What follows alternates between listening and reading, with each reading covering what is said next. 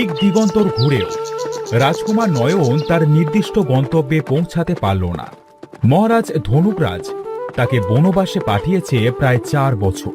তার আদেশ অনুযায়ী বরফরাজ বিচূর্ণ বিকটের কাছ থেকে নীলখণ্ড গরু এনে না দেওয়া পর্যন্ত তার বনবাস শেষ হবে না। সেই গরু খুঁজতে খুঁজতে রাজকুমার আজ পথে। তোমরা কি জানো কোন অপরাধের জন্য রাজকুমার আজ বনবাসে? চলো দেখে আসি সেই দিনের ঘটনা। বন্ধু মতি, বলো কোন আমটায় নিশানা লাগাবো এবার? বন্ধু নয়ন, তুমি না, এবার আমি নিশানা লাগাবো। দেখি আমি কতটুকু পারি, তুমি আমায় নিশানা দাও। বেশ বন্ধু, তবে ওই শীর্ষে থাকা ওই বড় আমটায় তীর ছোঁড়ো। বেশ। মতি তীর ছুঁড়তে তীর গিয়ে লাগলো দেয়ালের অপর প্রান্তে মহারাজের সাধের নীলখণ্ড গরুর গায়ে। বিকট চিৎকার দিয়ে গরুটা মাটিতে লুটিয়ে পড়ল। খবর শুনে স্বয়ং মহারাজ ধনুকরাজ এলো সেখানে। হায় হায়, আমার সাধের নীলখণ্ড গরু কে মারল? কে প্রহরী? আমি তাকে শুলে চড়াবো। আগে মহারাজ, মানে আসলে মানে না করে স্পষ্ট করে বলো প্রহরী। মহারাজ, অপরাধ নেবেন না। রাজকুমার আর তার বন্ধু মতি খেলার ছলে। বুঝেছি, আমি সব বুঝেছি। প্রহরী যা বলছে তা কি সত্যি নয়ন? না মহারাজ, আসলে এই তীর। চুপ করো বন্ধু মতি, আমায় বলতে দাও। মহারাজ, তীরটা আমি ছুঁড়েছিলাম দেওয়ালের ওপার থেকে। আমার নিশানা লাগানোর সময় ভুল করে দেওয়াল পার করে গরুটার গায়ে লেগেছে। আমার ভুল হয়ে গেছে মহারাজ, ক্ষমা করে দিন। না না না, এই অপরাধের কোনো ক্ষমা নেই। আমি এই নীলখণ্ড গরুটি আশীর্বাদ স্বরূপ পেয়েছিলাম আমার দাদা মশাইয়ের কাছ থেকে। তিনি সদ্যজাত গরুটি আমার জন্য নিয়ে এসেছিলেন বরফ রাজ্য থেকে। আমি নিজে ওকে যত্ন নিয়ে বড় করেছি। মহারাজ, রাজকুমারের কোনো দোষ নেই। মহারাজ, আসলে। তুমি থামো মতি। অপরাধ যখন করেছি তখন মহারাজ যা শাস্তি দেবেন তা মাথা পেতে নেওয়াই আমার উচিত হবে। মহারাজ, আপনি আমায় ক্ষমা করে দিন, আর যদি শাস্তি দিতে চান তবে তাই দিন। যেহেতু তুমি আমার সন্তান আর এই রাজ্যের ভাবী রাজা, তাই মৃত্যুদণ্ড আমি দিতে পারি না। তবে তোমায় আমি বনবাসে যাওয়ার নির্দেশ দিলাম। যতদিন না তুমি আমায় আরেকটি নীলখণ্ড গরু এনে না দিতে পারো, ততদিন তোমার বনবাসকাল চলবে। কিন্তু মহারাজ, আমার কথা শুনুন। কোনো কথাই আমি আর শুনতে চাই না বালক। বেশ মহারাজ, আমি আপনার জন্য ঠিক এমনই একটা নীলখণ্ড গরু এনে দেব। বিদায় দিন আমায়। বিদায় বন্ধু মতি, তুমি নিজের বাড়ি ফিরে যাও। আমি না ফেরা অবধি তুমি এই রাজবাড়িতে আসবে না, প্রতিজ্ঞা করো। বেশ বন্ধু, তুমি ভালো থেকো। তোমার মতো এমন বন্ধু পাওয়া ভাগ্যের ব্যাপার।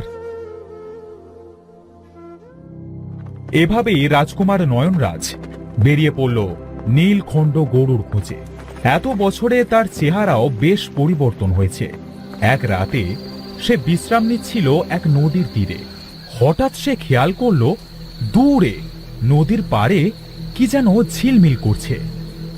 আরে, ওই যে দূরে কি যেন ঝিলমিল করছে। কি আশ্চর্য, একটা মেয়ে, তার সাথে একটা নীলখণ্ড গরু। গরুকে জল খাওয়াতে এসেছে। মেয়েটার চুল একদম সাদা। কি সুন্দর মেয়েটা। সাদা চুলের সেই মেয়েকে দেখে নয়ন অবাক হয়ে গেল। মেয়েটার গরুর জল খাওয়া শেষ হলে সে উচ্চস্বরে ডেকে উঠল। তারপর মেয়েটা আর তার গরু হাওয়ায় মিলিয়ে গেল। এই যা, মেয়েটা তো হাওয়ায় মিলিয়ে গেল। ওর কাছে তো সেই নীলখণ্ড গরু। এবার মেয়েটাকে কোথায় পাই? মেয়েটা গেলই বা কোথায়? না, এভাবে নয়। যাই, সামনে এগিয়ে গিয়ে দেখি। নয়নরাজ আশেপাশে খুঁজতে আরম্ভ করল, কিন্তু সেই সাদা চুলের মেয়েটাকে কোথাও দেখতে পেল না। সে আবার তার আস্তানায় ফিরে গেল। না, আমি আর কতক্ষণ খুঁজবো? আমি বরং ফিরে যাই, কাল দেখা যাবে।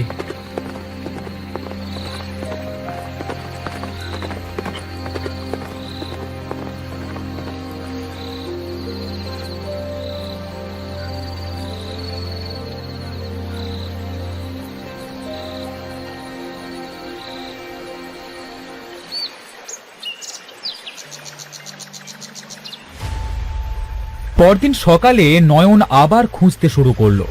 খুঁজতে খুঁজতে তার পায়ের নিচে হঠাৎ একটা কিছু বাঁধলো।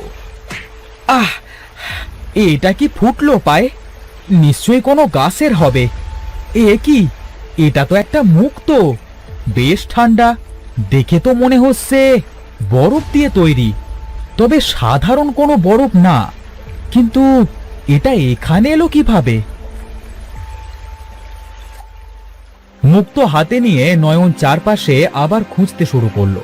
খুঁজতে খুঁজতে অবশেষে একটা ছোট্ট কুঁড়ে ঘর দেখতে পেল।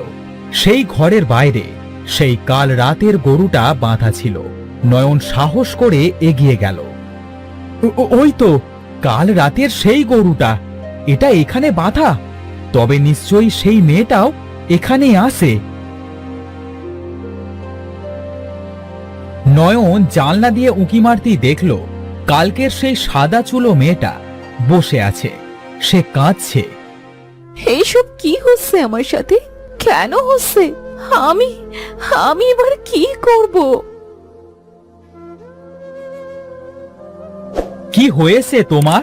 কাঁদছো কেন তুমি? কে কে তুমি? এখানে এলে কিভাবে? আমি নয়নরাজ, ধনুকপুর রাজ্যের রাজা ধনুকরাজের পুত্র।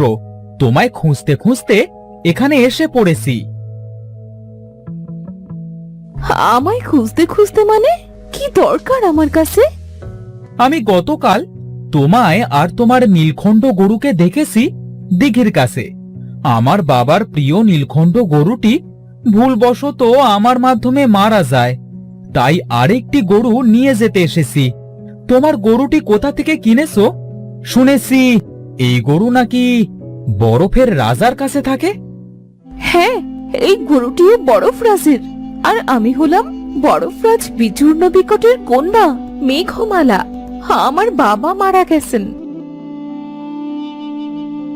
তবে কি আমার আর নীলখণ্ড গরু নিয়ে যাওয়া হবে না?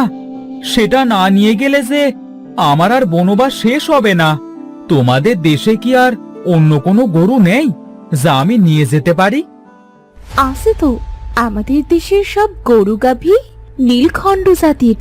কিন্তু কিন্তু কি? আমার একটা গরু প্রয়োজন। চলো তোমাদের দেশে। সেটাই তো সমস্যা। আমি খেলার ছলে আমার গরুটা নিয়ে বের হয়েছিলাম রাজ্য থেকে। এখন আর পথ খুঁজে পাচ্ছি না। আমাদের দেশ মায়া দিয়ে তৈরি। আমি এখনো রাজ্য থেকে বের হয়ে প্রবেশ করার মায়া শিখতে পারিনি। আমি অনেক খুঁজেও সেই মায়া দরজা খুঁজে পাচ্ছি না। সে কি? তবে এখন উপায়?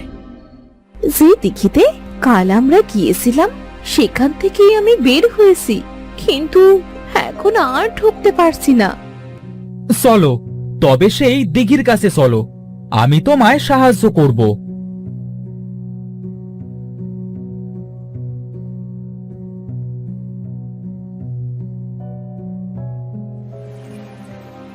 নয়ন আর মেঘ গেল সেই দিঘির কাছে। আচ্ছা মেঘ, তোমার মায়ের সাথে যোগাযোগের কোনো মাধ্যম নেই? আছে, তবে তবে কি? সেই মায়া করার জন্য বিবাহিত হওয়া প্রয়োজন। স্ত্রী এবং স্বামীর রক্ত এই দিঘিতে পড়লে তাদের একটি ইচ্ছে পূরণ হয়, আর সেই ইচ্ছের মাধ্যমে সে কারোর সাথে যোগাযোগ করা সম্ভব। কিন্তু আমি তো অবিবাহিতা। তবে আমার কাছে একটি পথ আছে। কি সেই পথ? তুমি চাইলে আমি তোমায় বিয়ে করতে পারি মেঘ। আমি তোমায় দেখা মাত্রই ভালোবেসে ফেলেছিলাম। তুমি কি চাও আমায় বিয়ে করতে? কিন্তু কুমার, এটা করা কি ঠিক হবে? কারো অনুমতি না নিয়ে সকলের সাথে যোগাযোগের পর আমরা বুঝিয়ে বললে তারা নিশ্চয়ই বুঝবেন। বেশ, তবে আমি বিয়ে করতে প্রস্তুত।